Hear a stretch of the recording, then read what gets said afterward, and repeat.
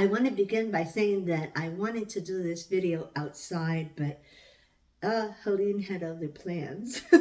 We're getting hit with this too. As a matter of fact, I think we are just getting over what was a tornado warning. Not a watch, a warning. But it seems to have passed, at least for the time being. So thank God. Anyway, want to thank you for joining me today. And also, I've had a few new subscribers. I don't have a lot of subscribers. I have a little channel, and that's fine. So I just want to tell you that I appreciate you. And if you're just a visitor passing by and just seeing what this is about, I appreciate you too. So anyway, I'm going to talk today about seasons of change. And what I mean by that is I have noticed that over the course of the last couple of years, even a couple of them might have started more or less before retirement, but there seems to be just things that have changed over the course of the last, not in a lot of time, probably in a couple of years, maybe a little bit less. And you know how, well, I'm like that anyway. I have to really work at embracing change. That's just, I don't know if it's my age, I'm a baby boomer, but I find that there is really value to be found in change too. And sometimes change is sad, like in some of the changes that have been. But I'm going to begin with probably one thing that I thought would never happen in my life, and that is that I don't write anymore. Um, if you ever have seen my books, they're run under my name, and I have a couple that might be under my maiden name, which is Consuelo Vasquez. I have them on Amazon, and they're in a few different platforms. But over the past of at least a couple years, I haven't really, probably more, I haven't really been writing. And then this morning I was reflecting upon that because I was thinking about making this video. And, well, I thought, well, that's not totally true. My writing has taken a different direction. And that is that I might not write fiction anymore. And that was, I'm going to say, that was a really exciting period of my life.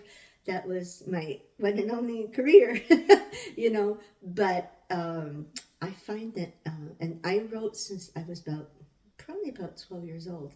I decided at about 11 or 12. I actually wrote it in my diary because I've always journaled. And I wrote, I'm going to become a writer when I'm older. And by God's grace, that was true. That became true. But over the past few years, I haven't really written that much. I just haven't, and it's just come to the point where it's not my creative outlet anymore. But this morning I realized, it has been a part of my life, but it's taken a different direction now. In this channel, I often will write out certain episodes that I call them episodes, certain videos that I collect the thoughts together, I write them out and put them together.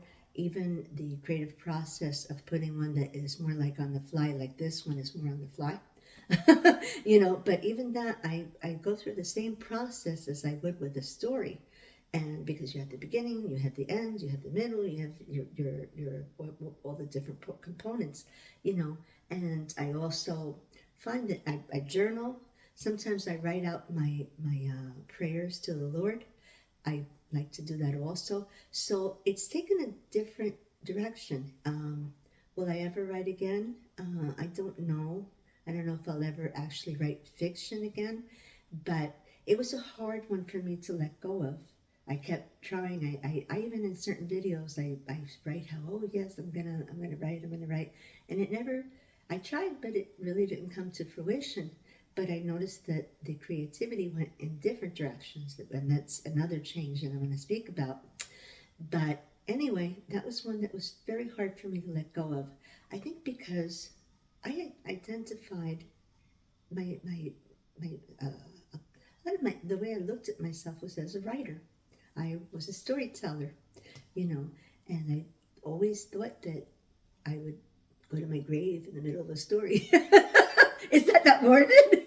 But it's true. You know, I always thought that, and I don't seem to be alone, because that seems to be something that happens to older people also, that they let go of certain things that were a part of their lives before.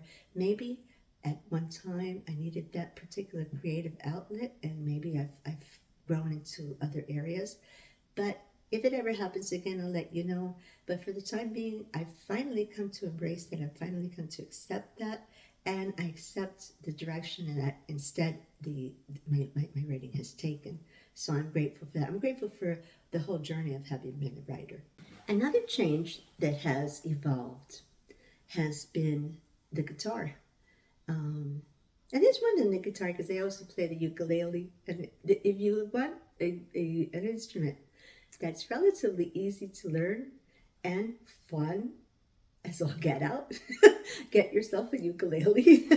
And I learned from different teachers on YouTube. Cynthia is one of my favorites. A couple of other teachers that are really, there's one, and I forgot the name, but he has a lot of really good ones. I'll put it in the description when I look it up.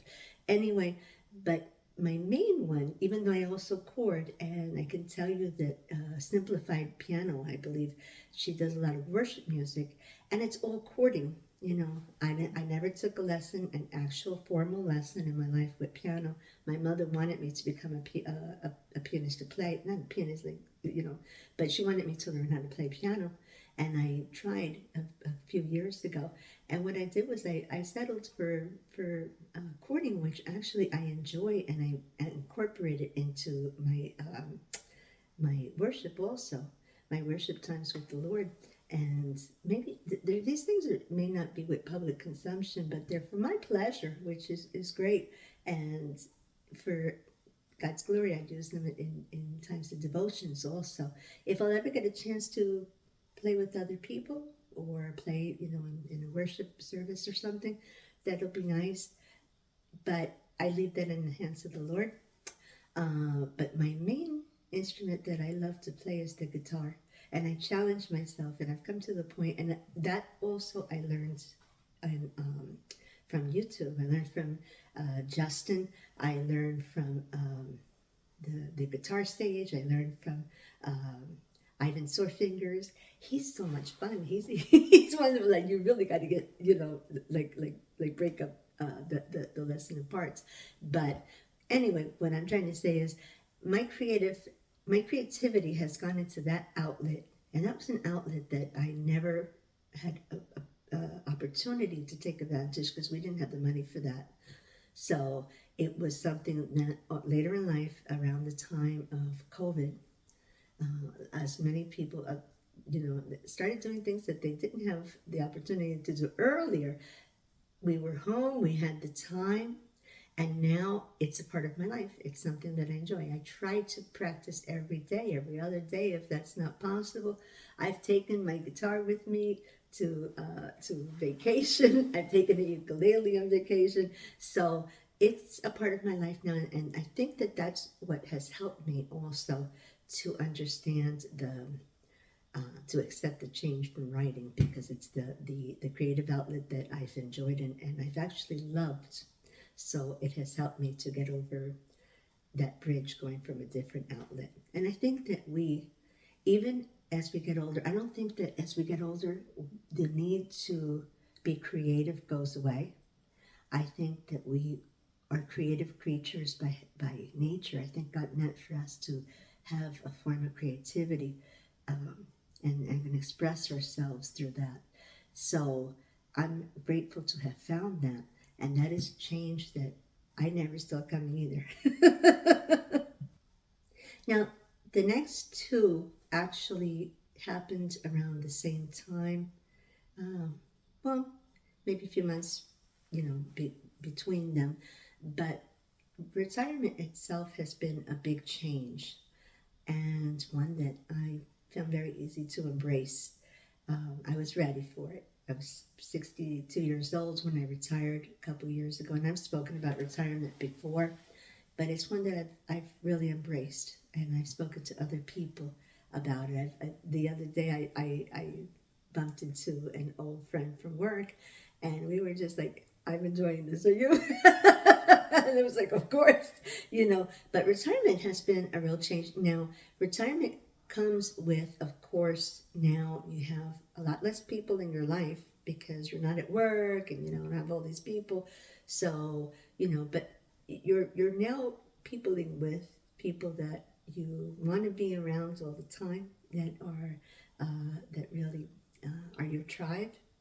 And also, if you happen to be blessed enough to have a ministry, which I'm blessed to have at a crisis pregnancy center, and I'm able to have interaction with other people there. So that's really good, and I get to do I get to do actual work. Work, I think, is good for us. I think it keeps us. I think it's good mentally, you know, but it's what they always talk about meaningful work that you enjoy doing, work that you feel you can make a difference in someone's life, that you can be of encouragement to other people, So retirement for me has never at any point in time been boring at all. I I can't express that. Are there times that you're kind of looking for things to do? Maybe the house is clean already. Maybe you don't have anything that meal prep. You don't have this. You don't have that. And yes, sometimes there are times that I've had to be okay with that, with just those quiet times. That's all part of simple living too, of having times that you don't have a lot to do. So it's times where you can actually hear yourself live, you know, and that's important to me personally. That's something that retirement has brought on. It's also a matter that you have to learn how to budget a little different. Your finances are different, obviously. Um, the What makes a difference there is wanting less, and I know that minimalists have talked about that, and I watch other channels talking about that. And I recently, there's one called Primal England, and I really love that.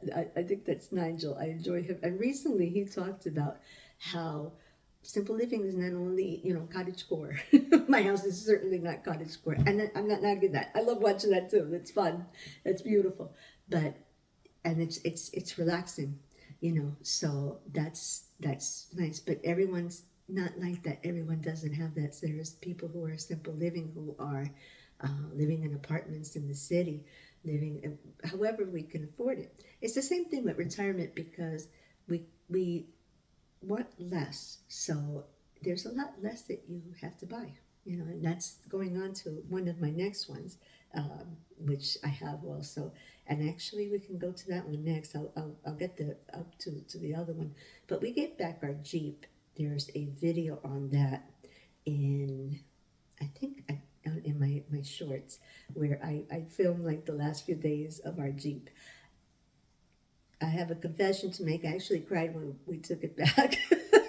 And that's because we had leased the Jeep. It wasn't ours. We leased it for 4 years. And in 4 years, there were a lot of memories that were made. The kids loved the Jeep. The grandchildren loved the Jeep. We named her Jillian, and it was a red Jeep Wrangler. A lot of fun, but at first, when we gave it back, and that was one of the changes that was this year, when we gave it back, it kind of was, well, you got used to having this third vehicle, which we really, as two retirees, we don't need 3 vehicles, and we're older people, we really don't need them. But we kind of loved the fact that the Jeep was big. It was a great vehicle for the beach. It was a great vehicle to go up to the mountains, and you could pack up everything. You could put a big old cooler into it. So at first we were like, oh, well, he has a truck, he has a Colorado. I've got a Camry, Camry, there's a big difference in size between that and the Jeep.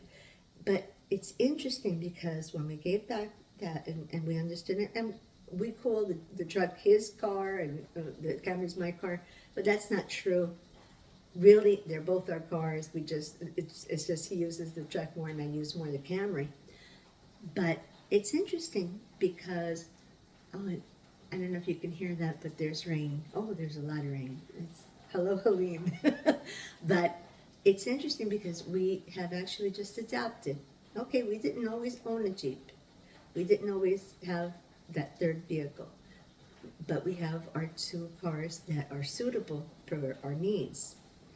And we're lucky, we're blessed, because some people don't have any cars and some people have 1 car. It's very difficult here in North Carolina to do that. You need to do, it really is helpful to have 2 of them. But anyway, we have adapted to it. We have accepted that, and without even thinking, there's things that it's just, this is the way that life is now, and you just go about your life the same way. And I like that, because that's an acceptance of that small living, of that slow living, that fact that we don't have to rely upon material things. You know, the Bible says that we came into this life without anything, and we're leaving the same way. You know, so sooner or later you get back all of the stuff. You know, so it's best not to have that attachment to a material thing. Now, one change that was not, I don't consider material in the least, is the death of our pets, and the way that changed us. We are a family that, since we've been married, me and Bill, we've always had pets. When we were just newlyweds, I wanted to have a puppy. I wanted to have a dog. I think I was, wanting to be a mom to a puppy. And so we have had several pets over the years. We've been so fortunate to have really lovely pets. Mostly dogs. We've had 2 cats. Christian was the name of one, and he had Christian before I entered the picture, so Christian was in the house, but he loved me, so we were good. We got along. He was this little black cat with like an ascot and like white paws. Adorable cat. And then we had also Paws, who was a tabby, this big, beautiful tabby. And it's interesting, these are all members of the family. We had a Shetland sheepdog that passed very quickly in an accident, and then we had another Sheltie that came after, called Bogey, and we had a couple of German Shepherds, but our last pets died within time of each other, pretty much, because they were older girls. One was a little Chorky, which is half Chihuahua, half Yorkie, and her name was Lassie. I had a video about that, and it was interesting to see how the German Shepherd passed not that long after that. I never saw that in a pet before, but she took a downward spiral, and she had problems. She was a German Shepherd, beautiful German Shepherd, and I'll have pictures I have pictures on my channel in different videos. But she was a really beautiful and sweet dog. The last 2 dogs especially were like the ones before, and they were really loving, but we lost them so close together. And Bill is 70, and I am going to be 65 in a matter of a few months. So at this time, I don't think we're going to be pet parents again. I just don't think it's going to happen. I don't know if it's fair to, and maybe you'll disagree, and you can tell me in the comments. Maybe you'll encourage us to become pet parents again. I don't know, but at this point, probably it's best. It's like a death of the family, and it was one after another, so it was very difficult. There's the only thing that I can say that is easier is the fact, obviously, that you can pick up and go, because we would always take them over to our we had a very favorite lady that would take care of them. She loved she loved both Lassie and Jess and Piper. Jessie was our older our other German Shepherd, and that's kind of nice. You can just pick up and go. Oh, you want to go out for the weekend? You want to go to a cabin, whatnot? You can do that. But in a sense, pets also add to your home. But at this point, we're having that change, that I don't think we're going to have pets again. Notice I say I don't think. Never say never, so you never know. But at this stage in our life, I don't think it's going to happen. So, and that's been a change that's been sad, but we've had to accept that too. So I also want to add that we had another change that we had, was that we just closed our pool. And there is a really short video that comes before this one where we closed our pool. Again, we were people who had pools. We had 2 pools in our lives. We never had pools growing up, but when we were in Union City, we had a pool in our very tiny backyard, and we had one here. So we had one for a number of years. I want to note that I don't do anything with the pool. Bill's the one that took care of the pool. I was like, honey, you want to put like a little chlorine tablet in the basket? Oh, okay, I'll go do that. And I used it, and it was a little luxury. The pool was a luxury, to be honest. It was a wonderful thing. It was fun. You were 4 hours about from the ocean. So the pool on a really hot day, you would come home, and a lot of times if I had a hard time at work, I just came home, put on a swimsuit and threw myself in there and just lounged out. It was wonderful with the soda.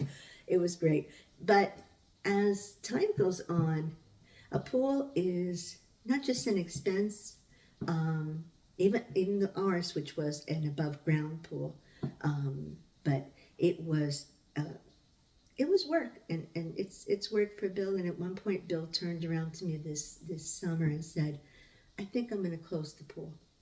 And I said, "Honey, that's up to you, because you're the one that takes care of it. I love the pool, but I understand too." So we're kind of in a new season. We both kind of accepted that. We went back and forth a little bit. He went back and forth, actually. I didn't want to encourage him one way or the other, because I understand. It's work. You have to get in there and clean it. And I did skim off the top. I did something, but he basically took care of the pool more, and he got in there and really vacuumed it and cleaned the bottom and everything. And it was wonderful. Our kids enjoyed it. We never got rid of our trees that were around it. So sometimes it was a little cool. The water was cool, but it was refreshing. We never wanted to get rid of our trees. We like our trees in the backyard. They're beautiful. So we got rid of 2 pines that were back there that we didn't want falling on the house, like during Halloween or something, but we never, we never got rid of those. So what we're going to do with that area, well, we're going to have to fix the actual deck. Is almost not circular, but it kind of curves around it. So we're going to have someone come in and kind of fix it. We kind of have in mind right now to fix that part of the deck. We have the smaller part with the grill and everything, but we're thinking about just putting some chairs and a nice little fire pit, a new fire pit. We have one, but we're thinking about getting a new one. We've had that one for a few years, so it's time to replace it. And we're embracing that thought already. We love that idea. That'll be a really lovely thing. You go out there, especially on a cooler night, you bring some coffee, some tea, or some chocolate, or some hot chocolate. And so we're embracing that idea. We're embracing that change. And we understand that, sometimes it's the end of a certain era, So we're grateful for that. We also, another change that has been happening in the past few years, not in the last couple of years at least, has been that the whole slowing down process that started really in earnest with retirement.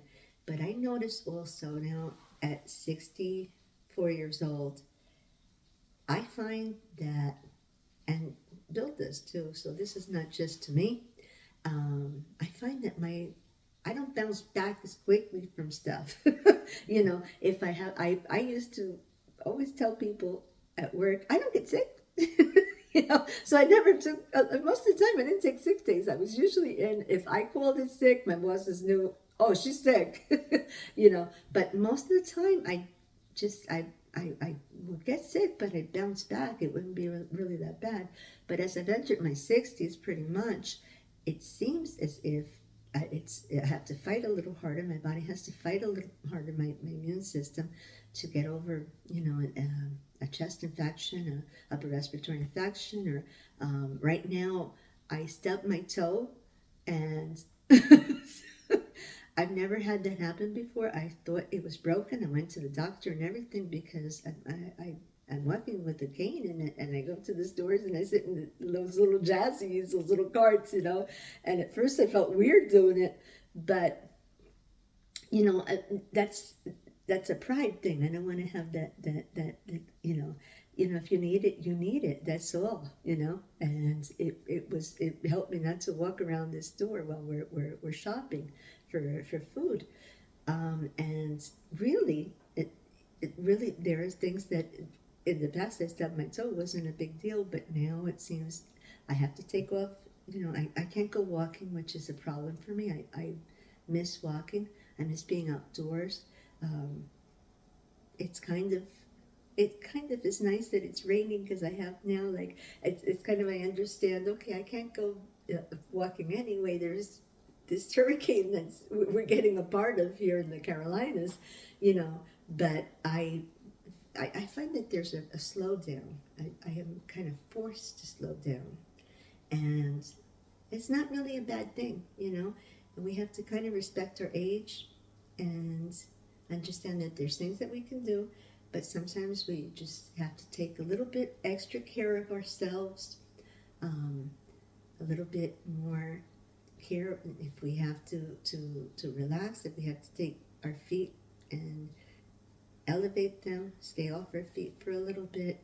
I cleaned part of the house today, which was probably too much for me, but me, it's like I feel like I have to do a little something. But I'm finding that at this age, we take a little bit longer to bounce back, and we should respect that and take advantage of that little slow down period, So it's a matter of embracing change, all of those changes together. But I wanted to share that with you because I had gone through, I kind of went through like a little inventory of all the things that had changed in my life, and also together with Bill, a lot of things that just are not the same as they used to be. And how life, I think, isn't supposed to be stagnant. Life is not supposed to be the same thing. We weren't meant to do that. Ecclesiastes says that too. Ecclesiastes says that there's a time, for every season, a time to laugh, and a time to cry, and a time to live, and a time to die. And we also just recently had, well, I say in the family, she's actually the sister of my cousin who passed away at I think it's a young age, at 49 years old. And she's my cousin by marriage, and more like a sister. And I was thinking afterwards, we were all sitting together talking, and of course talking about our ailments, at one point. Not the whole conversation. It was a lively conversation. But I thought, it is true that growing older is a gift. Everyone doesn't get to do that. Everyone does not get to do that. And we should be grateful for every single day. And I can't be insistent that life stays a certain way, or that I won't embrace what is coming, what is different. We are more resilient than that, so we actually grow into those changes. And I find that to be just something about people, that we're able to do that. And of course, the Lord helps us too. He helps us to move forward. There's that prayer that St. Francis of Assisi talked about change. So anyway, that wraps it up for me with this video, and I hope this has been a blessing to you. Maybe you are also going through changes, maybe more dramatic than what I'm going through, maybe the loss of loved ones. So I just want to encourage you, and maybe your health also. I want to encourage you that we can keep going, that we can be there for each other, that we're not alone on this trip. Okay, so we enjoyed the time that we have with each other, and I just want to just share that with you. So anyway, thank you for coming. Thank you for being a part of this video, for having stay with me this long. And I just want to, I'll see you on the next video also. So I hope that you'll be blessed.